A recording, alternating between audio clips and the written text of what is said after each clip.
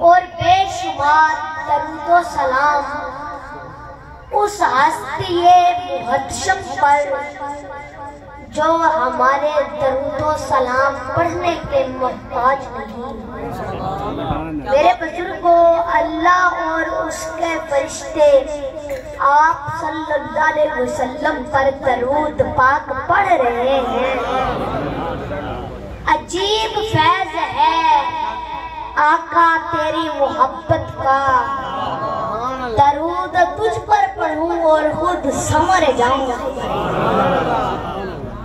میرے بزرگوں، یہ تو لگ ہی نہیں رہا کہ ہم کبیر والا کی محفل میں بیٹھے ہوئے ہیں۔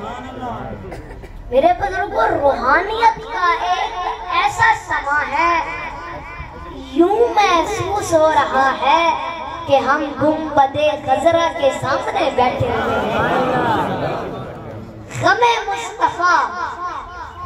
مصطفیٰ جس کے سینے میں ہے، کہیں بھی رہے وہ مدینے میں ہے۔ حضور اپنی محفل میں ہیں جلوہ گر، سمجھ لو یہ محفل مدینے میں ہے۔ میرے بزرگوں، محفل اس چیز کا نام نہیں کہ ہزاروں لوگوں کا اجتماع ہو، بلکہ محفل اس وقت محفل بنتی ہے جب اندر محفل لگی، جب دل میں محفل لگی ہو۔ جب تک اندر محفل نہ لگے، جس کی تار گنبد خضرا سے نہ جڑے، اس وقت تک محفل میں بیٹھنے کا مقصد حاصل نہیں ہوتا۔ ماشاءاللہ، بہت ہی خوبصورت محفل کا اہتمام ہے، انتہائی عالی شان اہتمام ہے۔ اس عظیم الشان محفل کے اہتمام پر جنہوں نے یہ محفل سجائی، ان کے لیے میں دعا کرتا ہوں کہ اللہ پاک ان کے مال، جان، عزت و آبرو، روزی، رزق، عمل، گھر، کاروبار، دسترخواں، اولاد، زندگی، عبادت، اخلاص، اخلاق، سادگی، عاجزی اور عمر میں برکتیں، رحمتیں، عروج و بلندیاں۔ بولو آمین۔ میرے بزرگوں، رمضان المبارک کا آخری جمعہ ہے۔ میرے بزرگوں، اس دنیا میں پھول تو بہت ہیں، اس دنیا میں پھول تو بہت ہیں، مگر گلاب کی بات ہی اور ہے۔ خوشبو بہت ہے، مگر مشک کی بات ہی اور ہے۔ سیارے بہت ہیں، مگر چاند اور سورج کی بات ہی اور ہے۔ ستارے بہت ہیں، مگر شہاب ثاقب کی بات ہی اور ہے۔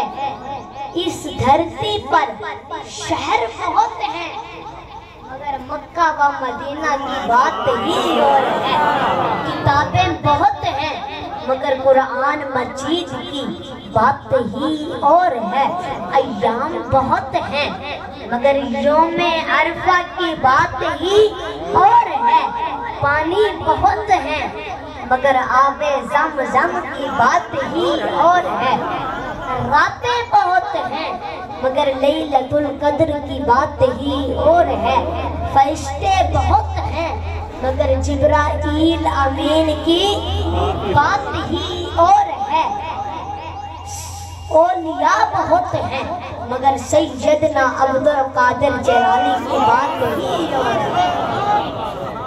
صدیق بہت ہیں، مگر ابو بکر صدیق کی بات ہی اور ہے۔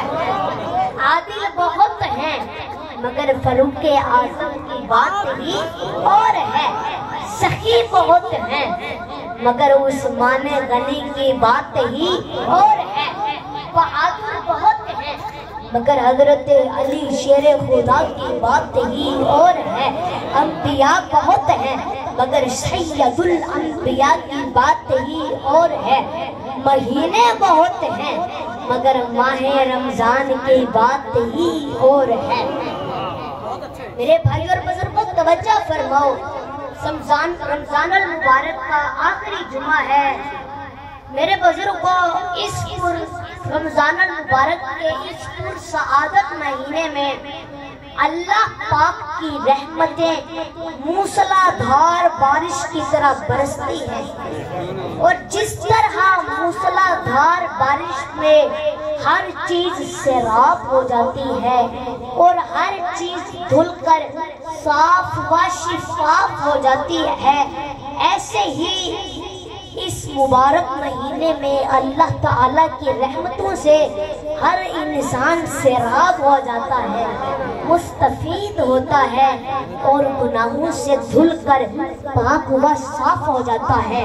میرے بزرگوں، پیارے آقا کریم ارشاد فرماتے ہیں کہ رمضان المبارک وہ عظیم مہینہ ہے کہ جس کا پہلا عشرہ رحمت کا ہے، دوسرا عشرہ مغفرت کا ہے اور تیسرا عشرہ جہنم سے خلاصی کا ہے۔